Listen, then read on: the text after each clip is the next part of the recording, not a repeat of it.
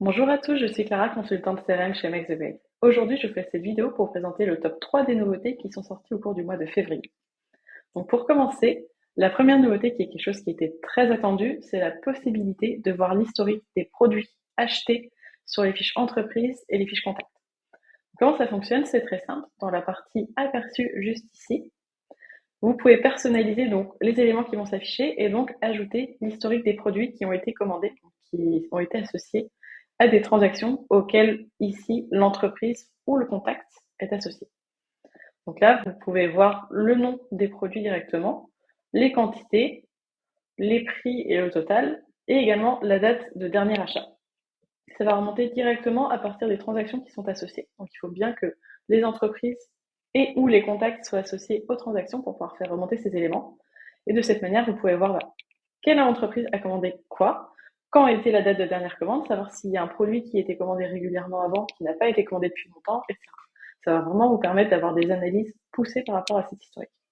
Vous pouvez également filtrer par phase de la transaction pour juste avoir les transactions gagnées et pas celles qui sont encore en cours. Et vous pouvez également filtrer pour avoir les données du coup par tunnel de vente si vous avez plusieurs tunnels de vente.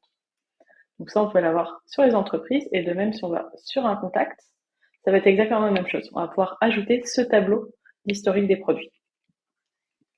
Donc ça, c'est la première nouveauté. La deuxième nouveauté qui est mise en avant aujourd'hui, donc ça concerne plutôt les formulaires, ça va être la possibilité de renvoyer vers des pages différentes en fonction des informations qui ont été soumises dans le formulaire. Là, en fait, auparavant, vous pouvez juste afficher du coup un message de remerciement ou renvoyer vers une page ou une page de prise de rendez-vous. Et désormais, on peut envoyer de manière conditionnelle selon certains champs qui ont été complétés. Là, par exemple, dans notre formulaire, on a l'email, le nom, le prénom, le numéro de téléphone portail et la ville. Et donc, on pourrait sélectionner la ville et ajouter une condition en disant, si c'est égal à, disons, Rennes, alors on va rediriger vers une page. Donc, ça peut être une page de prise de rendez-vous, une page HubSpot ou une page externe. Et donc, ce serait une page spécifique. De cette manière, on peut envoyer vers des pages différentes en fonction de la localisation, en fonction du type d'entreprise, de l'intitulé de poste du contact, etc. En fait, vraiment, toute information qu'on va récolter dans le formulaire pourra être utilisée pour rediriger par la suite vers des pages. Ça permet vraiment de personnaliser la suite de ce qui va se passer après la soumission du formulaire. Donc, par exemple, si vous avez des équipes France et des équipes internationales, vous pouvez gérer ceci via cet élément, ou de même si vous avez des équipes par région, ça peut être fait aussi à partir de cet outil.